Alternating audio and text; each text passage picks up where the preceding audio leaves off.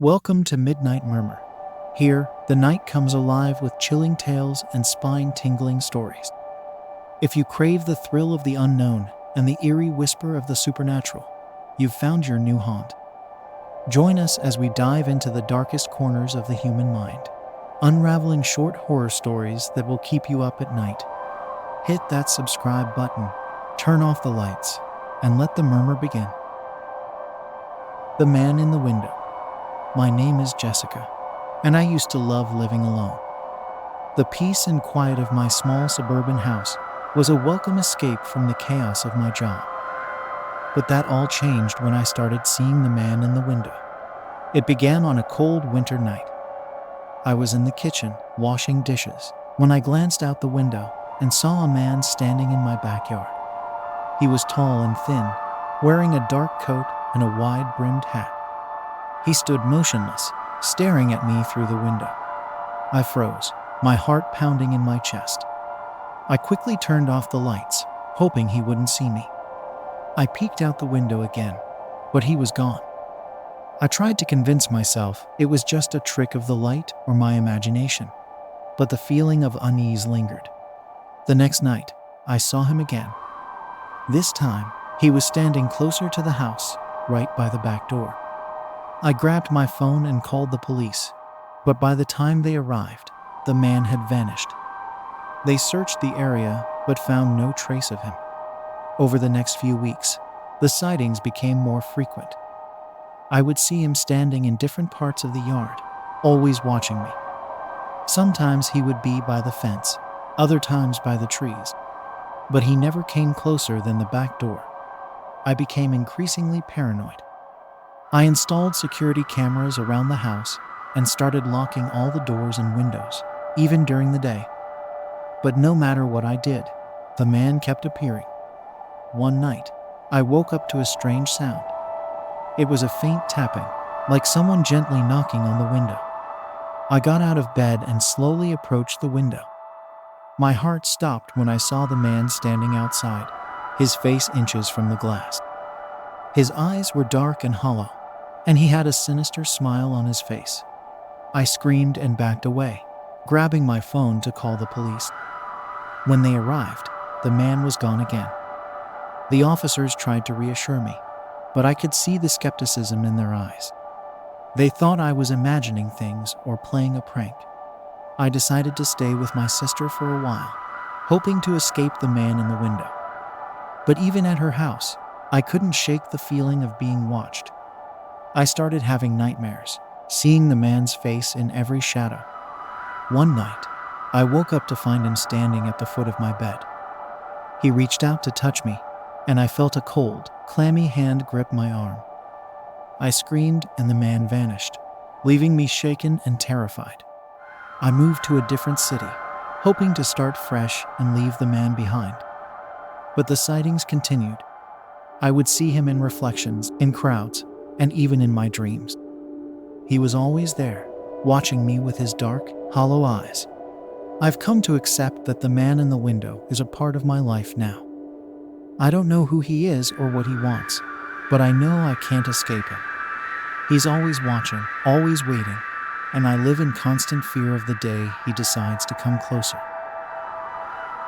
My name is Daniel, and I used to live in a quiet neighborhood where everyone knew each other. It was a friendly place where people would wave as they passed by and kids played in the streets. But that all changed when my neighbor, Mr. Thompson, disappeared.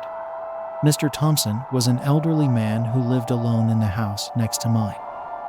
He was a bit of a recluse, but we would exchange pleasantries whenever we saw each other. One day, I noticed I hadn't seen him for a while.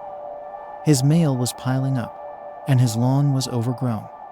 I decided to check on him, worried that something might have happened. I knocked on his door, but there was no answer.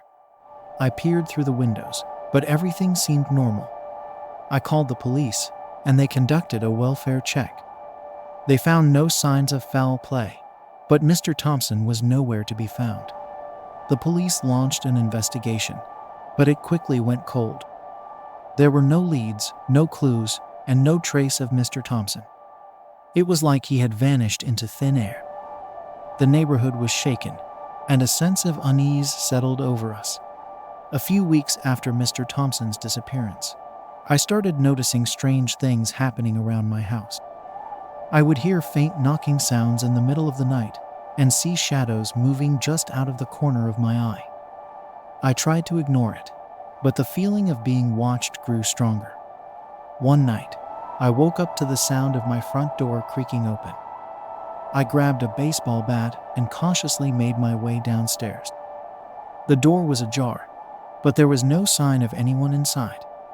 I checked the locks and made sure everything was secure before going back to bed, my heart racing. The next morning, I found muddy footprints leading from the front door to the back of the house. They were too large to be from a child, and there was no way they could have been made by an animal. I called the police, but they couldn't find any evidence of a break-in. As the days went by, the strange occurrences escalated. I would hear whispering voices in the middle of the night, and objects would move on their own. I started seeing glimpses of a figure in my backyard, always just out of reach. One night, I woke up to find Mr. Thompson standing at the foot of my bed. He looked gaunt and hollow-eyed, his skin pale and translucent. He didn't say anything, just stared at me with a look of desperation. I tried to speak, but my voice caught in my throat. He vanished as suddenly as he had appeared, leaving me shaken and terrified. I contacted the police again, but they didn't believe me. They thought I was imagining things or suffering from stress. I started questioning my own sanity, wondering if I was losing my mind.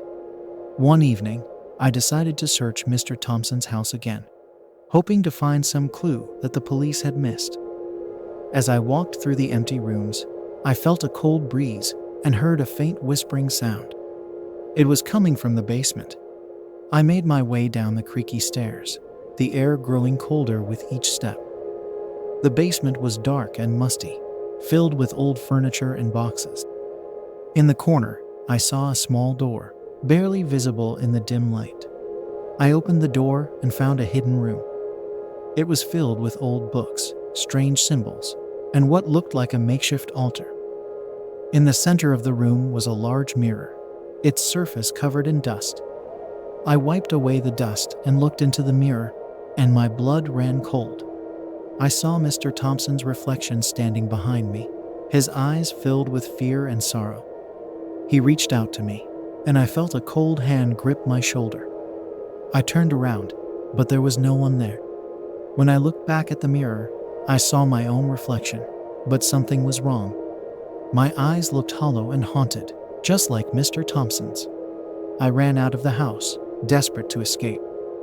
I moved away shortly after, hoping to leave the nightmare behind. But the feeling of being watched followed me. I started seeing Mr. Thompson's reflection in mirrors and windows, always watching me with those hollow eyes. I've come to believe that Mr. Thompson is trapped between worlds, unable to move on. And somehow, he's found a way to attach himself to me. I live in constant fear, never knowing when I'll see his reflection again, or when he'll reach out from the shadows to pull me into his world. My name is Ethan, and I've always been a rational person. I don't believe in ghosts or the supernatural. But what happened in my new apartment made me question everything I thought I knew. I had just moved into a renovated old building in the heart of the city.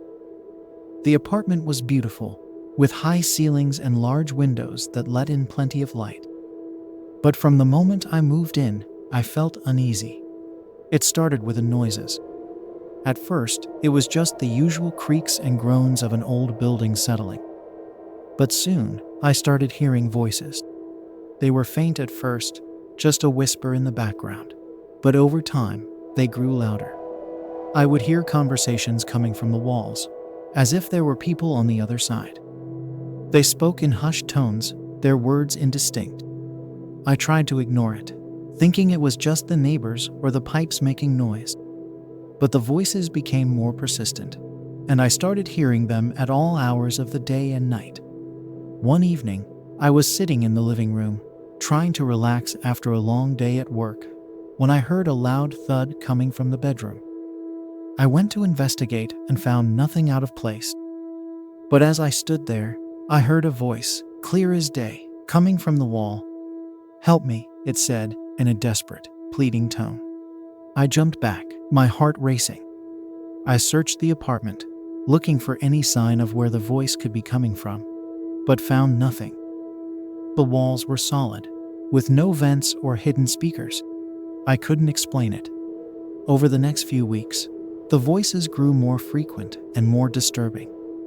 They would whisper my name, beg for help, and sometimes scream in agony.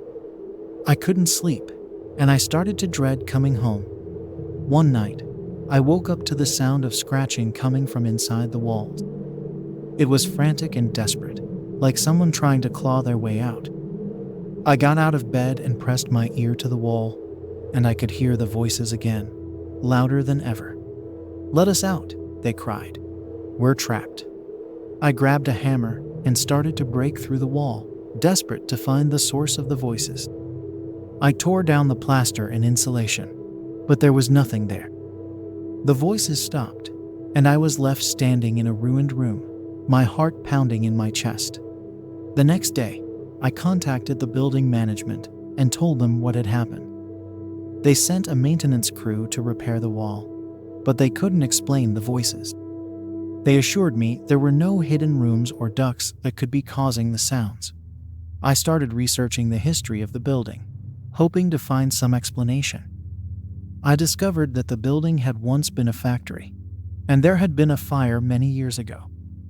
Several workers had been trapped inside and had died in the blaze. I became convinced that the voices were the spirits of those workers, trapped in the walls of the building. I tried to communicate with them, to find a way to help them move on. But the voices only grew more desperate and angry. One night, I woke up to find the walls covered in writing. It was in a language I didn't recognize, but it was written in a frenzied, chaotic manner. The voices were louder than ever, screaming and pleading for release. I couldn't take it anymore. I packed my things and moved out the next day, leaving the apartment and the voices behind. But the experience left me shaken and paranoid. I still hear the voices sometimes, in my dreams and in the quiet moments when I'm alone. I don't know if the spirits of those workers are still trapped in the building, or if they've somehow followed me. But I know I'll never forget the sound of their desperate cries and the feeling of being watched by unseen eyes. Thanks for listening. Don't forget to like and subscribe for more chilling content.